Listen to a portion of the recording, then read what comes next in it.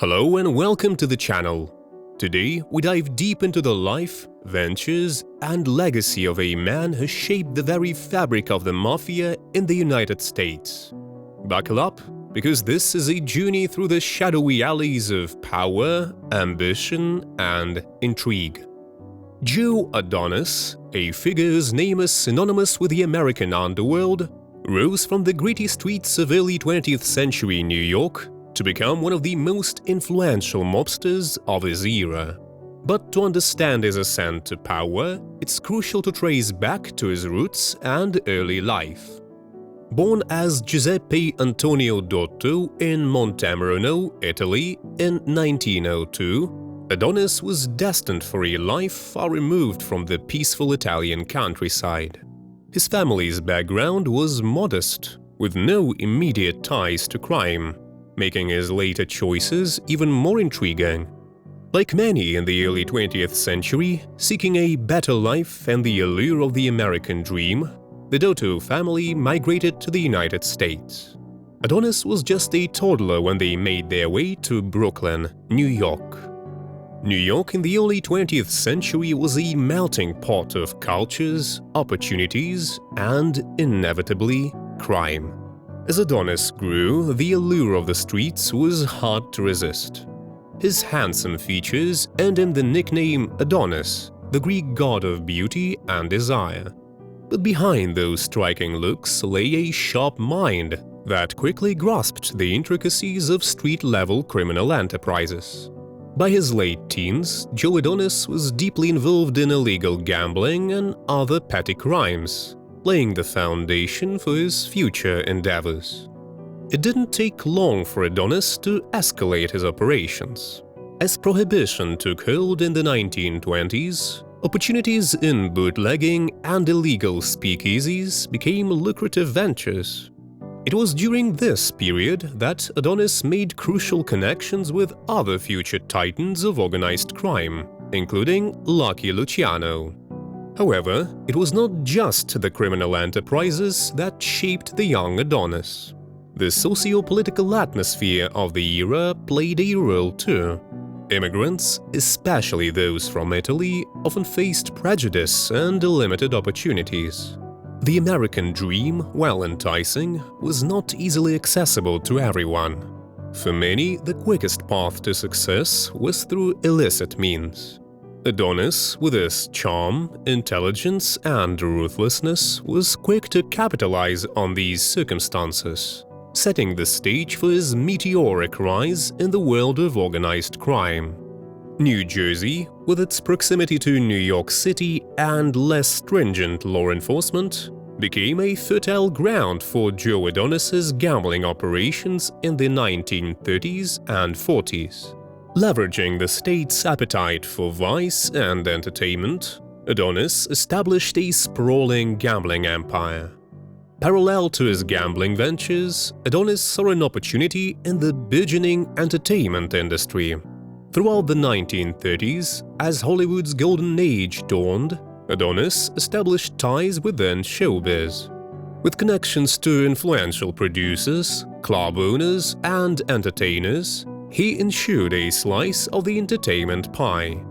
However, it was his alliance with Albert Anastasia that showcased the true depth of Adonis's reach.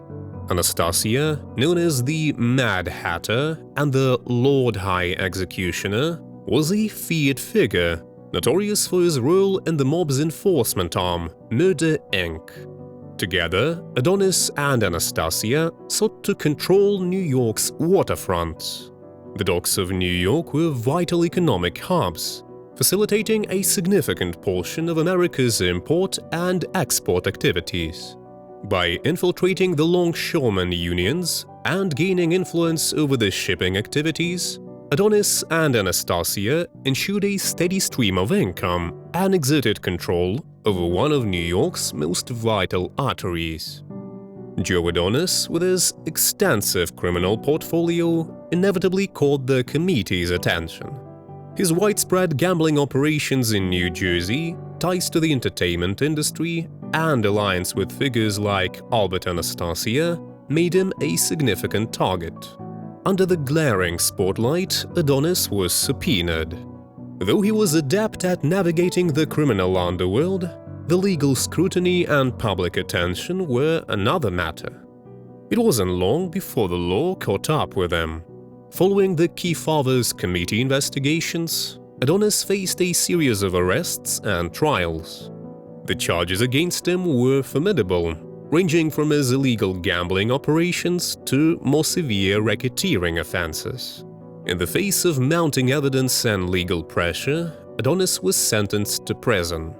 While incarcerated, he wasn't just battling legal repercussions. The shifting dynamics within the Mafia meant that he was no longer untouchable. Recognizing the magnitude of Adonis's influence and perhaps seeking a more permanent solution to curtail his activities, the US government made a significant decision: deportation. Joe Adonis, the man who had spent the better part of his life building an empire in America, was sent back to Italy in the mid-1950s.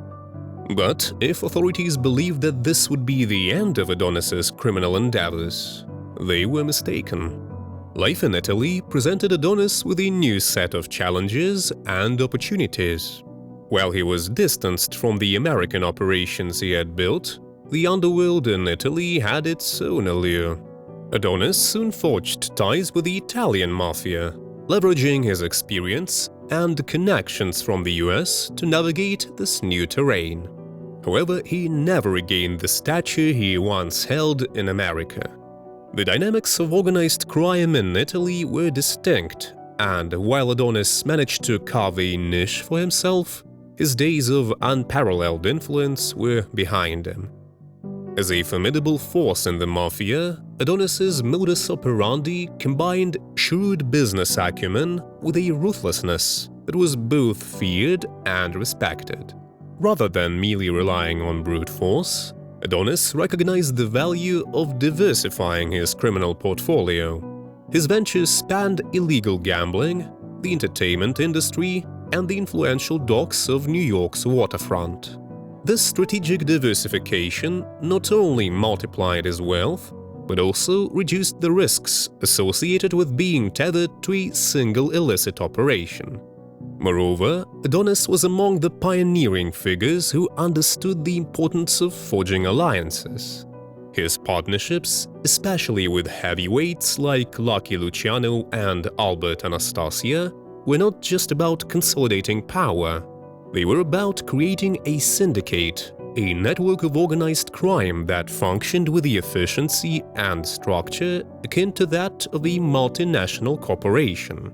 This approach revolutionized the way organized crime operated in America, making it more resilient to both internal strife and external threats. But, like many figures in the world of organized crime, Adonis's reign wasn't eternal. After his deportation to Italy and subsequent endeavors with the Italian Mafia, his health began to wane. In 1971, the once indomitable Joe Adonis met a quiet end, passing away from natural causes in a hospital in Salemi. Joe Adonis's story is emblematic of the complex interplay between power, ambition, and the dark underbelly of the American dream. His strategies, ventures, and the empire he built left an indelible mark on organized crime, one that continues to resonate even today. Thanks for joining us on this journey, and if you enjoyed this deep dive, don't forget to like, share, and subscribe for more intriguing tales from criminal history.